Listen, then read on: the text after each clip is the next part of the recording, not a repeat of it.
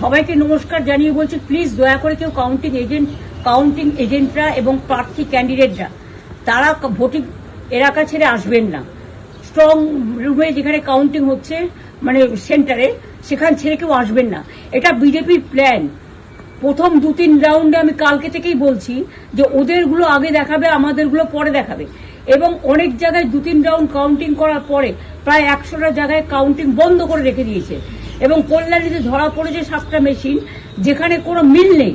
এটা total force, police central ফোর্সকে দিয়ে চারিদিকে তৃণমূল কংগ্রেসের উপর অত্যাচার করছে, অফিস ভাঙছে, জোর করে দখল করছে। এসআইআর এর নামে আপনারা দেখেছেন ভোট লুট করেছে যাতে যে সিটগুলো জিততে পারে। কিন্তু এখনো এমন 70টা সিট আছে, 100টা সিট আছে যেগুলো আমরা এগিয়ে আছি, সেগুলো বলছে না। টোটালটাই মিথ্যে নিউজ খাওয়াচ্ছে।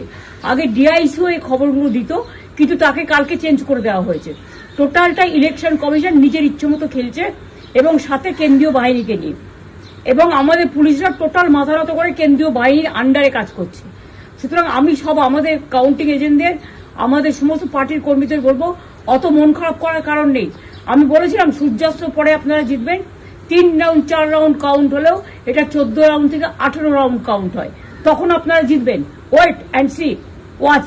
আমরা সবাই আপনাদের সাথে আছি, আপনারা কেউ ভয় পাবেন না, নিশ্চিন্তে থাকুন। আপনার বাঘের বাচ্চার মতো লড়াই করে